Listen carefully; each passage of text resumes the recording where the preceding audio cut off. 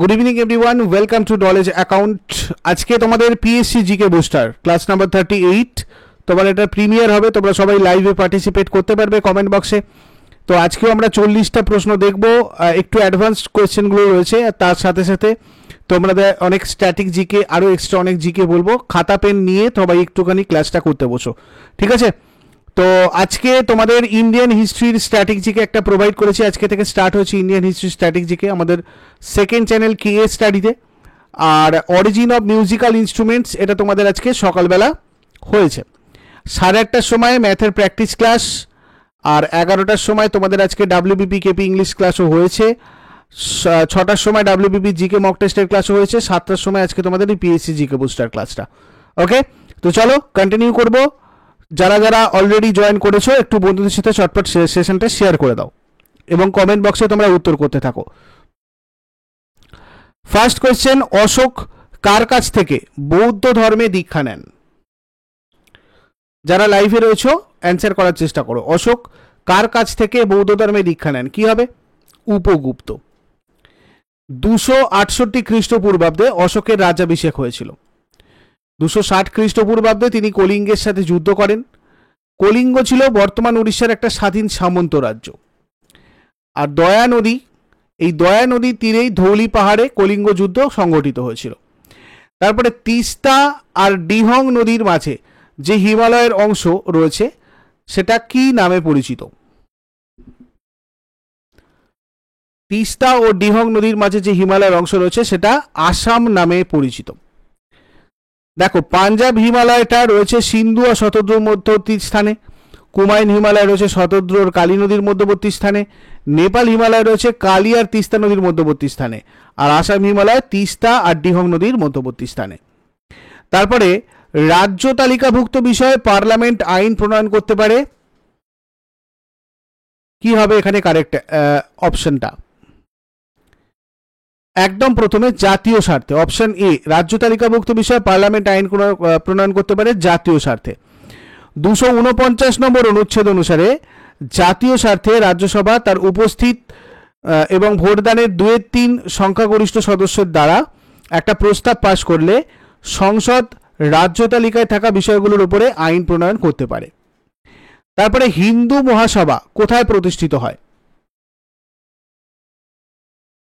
হিন্দু মহাসভা এটা হরিদ্বারে প্রতিষ্ঠিত হয়।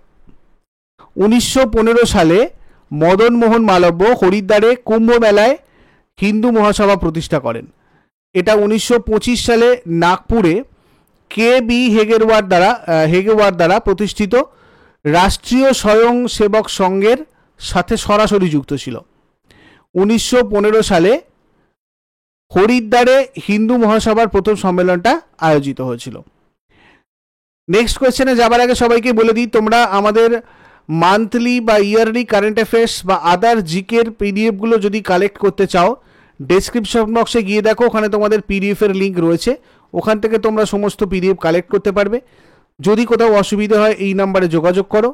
এছাড়া তোমরা ডেসক্রিপশন বক্সে আমাদের যে অ্যাপের লিঙ্ক আছে, অ্যাপটা ডাউনলোড করে সেখানে ডাব্লিউবিপিএসসি ক্লার্কশিপের প্রিলিমিনারি ব্যাচ সম্পর্কে দেখতে পারো, পরিবর্তন ব্যাচ সম্পর্কেও দেখতে পারো। Demo course, demo PDF, demo test series এগুলো সব রয়েছে। এগুলোর পরেও তোমাদের যদি কোনো এনকোয়ারিজ থাকে তোমরা এই নাম্বারে যোগাযোগ করে সেটা করতে পারো, হোয়াটসঅ্যাপ বা কল করে। নেক্সট, তড়িৎ রোধের সূত্র কে আবিষ্কার করেন? তড়িৎ রোধের সূত্র আবিষ্কার করেছিলেন জর্জ সাইমন ওহম। রোধের এসআই একক ওহম। তারপরে এইচআইভিতে কোন ধরনের নিউক্লিক অ্যাসিড বর্তমান? এইচআইভিতে আরএনএ বর্তমান, রাইবো নিউক্লিক অ্যাসিড। এইচআইভির ফুল ফর্ম হচ্ছে তোমার হিউম্যান ইমিউনোডেফিসিয়েন্সি ভাইরাস, যেটা হচ্ছে একটা লেন্টি ভাইরাস, মানে রেট্রো ভাইরাসের একটা সাব গ্রুপ যেটা এইডস ঘটায়। একটা পজিটিভ সিঙ্গেল স্ট্র্যান্ডেড আরএনএর দুটো কপি নিয়ে এটা গঠিত, যেটা ভাইরাসের জিনের কোড করে। তারপরে হিন্দি সিনেমা জগতে কোন অভিনেতা দাদামণি নামে জনপ্রিয় ছিল? হিন্দি সিনেমা জগতে কোন অভিনেতা দাদামণি নামে জনপ্রিয় ছিলেন? অশোক কুমার। চলচ্চিত্রের জনক হলেন দাদা সাহেব ফালকে, এনাকে আমরা বলি চলচ্চিত্রের জনক। 1913 সালে রাজা হরিশ্চন্দ্র চলচ্চিত্রটি তিনি নির্মাণ করেছিলেন। এটা ছিল ভারতের প্রথম পূর্ণদৈর্ঘ্য নির্বাক চলচ্চিত্র। তারপরে আমজাদ আলী খান কোন বাদ্যযন্ত্রের সাথে জড়িত? শারদের সাথে জড়িত আমজাদ আলী খান। তারপরে নিচের কোন ব্যবস্থার মাধ্যমে বাণিজ্যিক ব্যাংক দেশের সরকারকে ঋণ প্রদান করে? Statutory liquidity ratio, SLR। এই স্ট্যাটুটরি লিকুইডিটি রেশিও এটা হচ্ছে বাণিজ্যিক ব্যাংকগুলোর লিকুইড ক্যাশ নিয়ন্ত্রণ করার জন্য RBI দ্বারা ব্যবহৃত একটা মনিটারি পলিসি। তারপরে হাওয়াই দ্বীপ কোন দেশের অন্তর্গত? আমেরিকা যুক্তরাষ্ট্রের অন্তর্গত হাওয়াই দ্বীপ। ভারতের সংস্কৃত গ্রাম কি নামে, সংস্কৃত গ্রাম নামে পরিচিত কোন স্থানটা? কোন জায়গাটাকে ভারতের সংস্কৃত গ্রাম বলা হয়? কর্ণাটকের মাট্টুরকে। তারপরে একাদশতম পঞ্চবার্ষিকী পরিকল্পনার মূল নীতি কি ছিল? আভ্যন্তরীণ উন্নতি ছিল একাদশতম পঞ্চবার্ষিকী পরিকল্পনার মূল নীতি। এই একাদশতম পঞ্চবার্ষিকী পরিকল্পনার সময়কাল ছিল 2007 থেকে 2012, মনমোহন সিংয়ের নেতৃত্বে। এটা প্রস্তুত করেছিলেন সি রঙ্গরাজন। এটা 9% বৃদ্ধির লক্ষ্যমাত্রার বিপরীতে 8% বৃদ্ধির হার অর্জন করেছিল। তারপরে গুজরাটের কোন শহরটি জাহাজ ভাঙার কারখানার জন্য বিখ্যাত? আলাং। আলাং ভারতের গুজরাট রাজ্যের ভাবনগর জেলার একটা শহর। এটা আলাং শিপ ব্রেকিং ইয়ার্ডের জন্য বিখ্যাত। এটা বিশ্বের বৃহত্তম শিপ গ্রেভইয়ার্ড হিসাবে বিবেচনা করা হয়। তারপরে ভারতের রূপে সার্ভিস নিজের দেশে লঞ্চ করবে কে? মালদ্বীপ। নিচের কোন পর্বতশ্রেণী এবং তাদের অবস্থান সঠিকভাবে মিলছে না? জাসকর পর্বতশ্রেণী, উত্তরাখণ্ড। এই জাসকর পর্বতশ্রেণী কেন্দ্রশাসিত অঞ্চল লাদাখে রয়েছে। এই অঞ্চলের বিখ্যাত গিরিপথগুলো হচ্ছে শিবকিলা, লিপুলেক, মানা আর কামেট শৃঙ্গ এই অঞ্চলের সর্বোচ্চ শৃঙ্গ। তারপরে কেশর উদ্ভিদের কোন অংশ থেকে পাওয়া যায়? গর্ভমুণ্ড। রাজ্যসভার সদস্যদের নির্বাচন করা হয় কোন দেশের অনুকরণে? দক্ষিণ আফ্রিকা।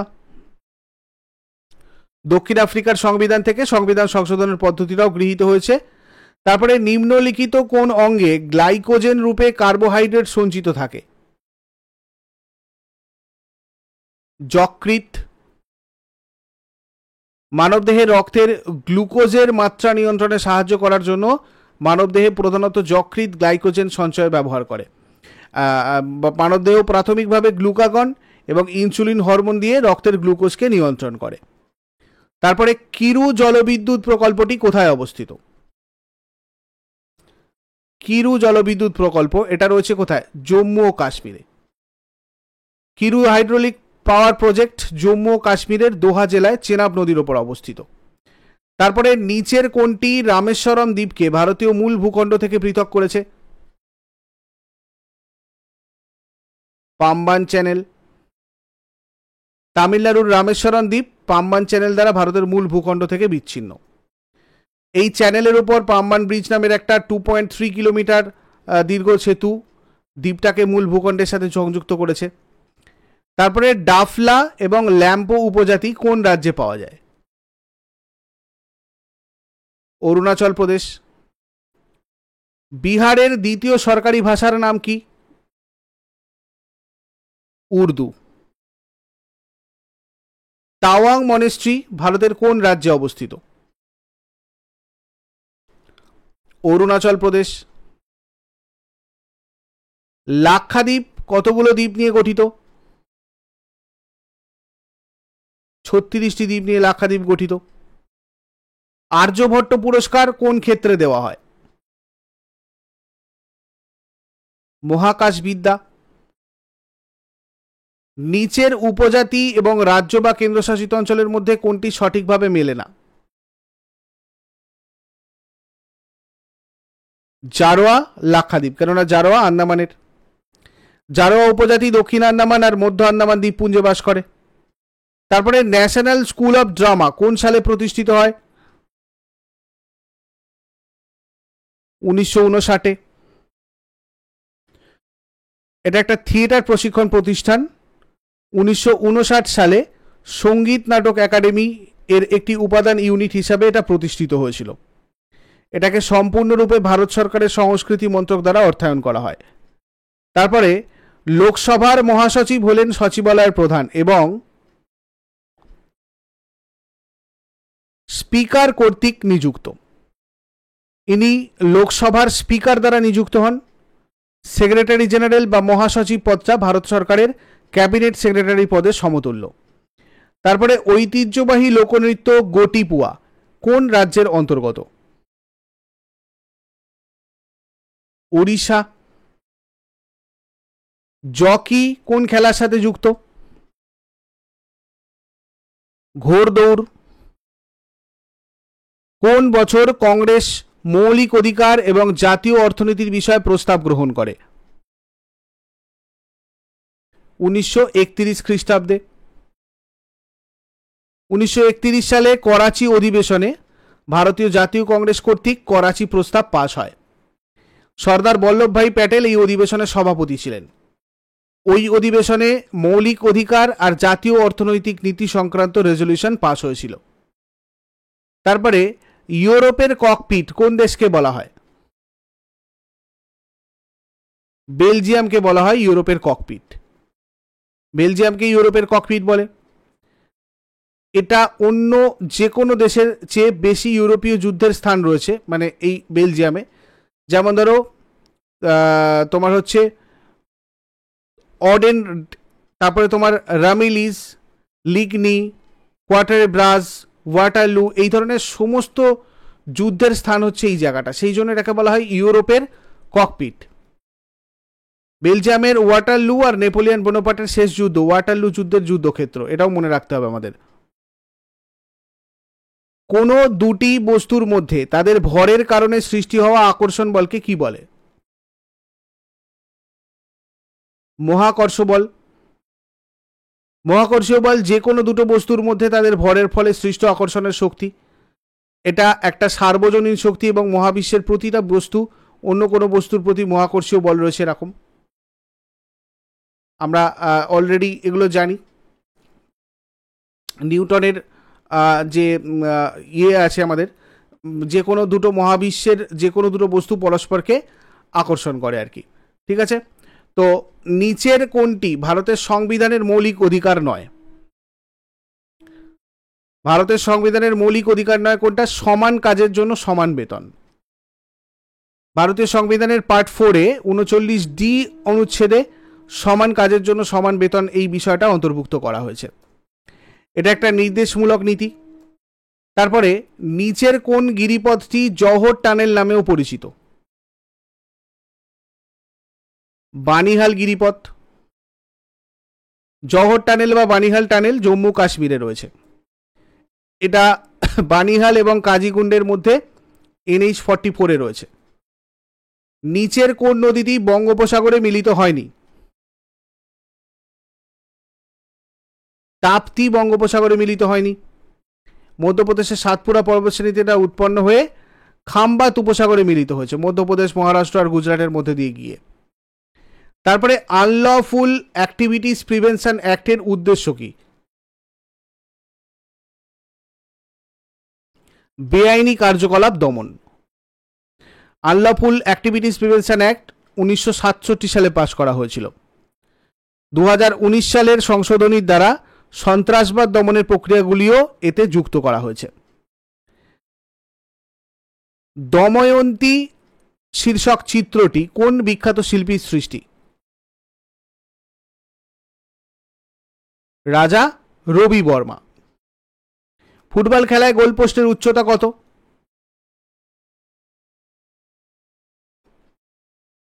8 ফুট। সম্প্রতি এশিয়ান আর্ম রেসলিং চ্যাম্পিয়নশিপ 2024 কোথায় অনুষ্ঠিত হয়েছিল? তাশখন্দ, উজবেকিস্তানের তাশখন্দে। তো আজকের প্রশ্নগুলো তোমাদের কীরকম লেগেছে, হার্ড, মিডিয়াম না ইজি, আমাকে অবশ্যই সবাই কমেন্টে জানিও। আর তোমরা যদি WBPSC ক্লার্কশিপ প্রিলি আর মেন ব্যাচে জয়েন করতে চাও বা আমাদের PDF কালেক্ট করতে চাও অথবা WBPKP স্পেশাল ফাউন্ডেশন ব্যাচ পরিবর্তন ব্যাচে জয়েন করতে চাও বা others general study, math, English, রিজনিংয়ের কোর্সে জয়েন করতে চাও, সেক্ষেত্রে তোমরা ডেসক্রিপশন বক্সটা ভিজিট করে দেখো, ওখানে সমস্ত PDF-এর লিঙ্ক, কোর্সের লিঙ্ক দেওয়া আছে। যদি কোথাও কোনো কোয়ারিজ থাকে বা আমাদের হেল্পের দরকার হয়, সেক্ষেত্রে তোমরা এই নাম্বারে হোয়াটসঅ্যাপ অথবা কল করে নিতে পারো 9593430522। Thank you so much. Next ক্লাসে আবার সবার সাথে কথা হচ্ছে। Good night.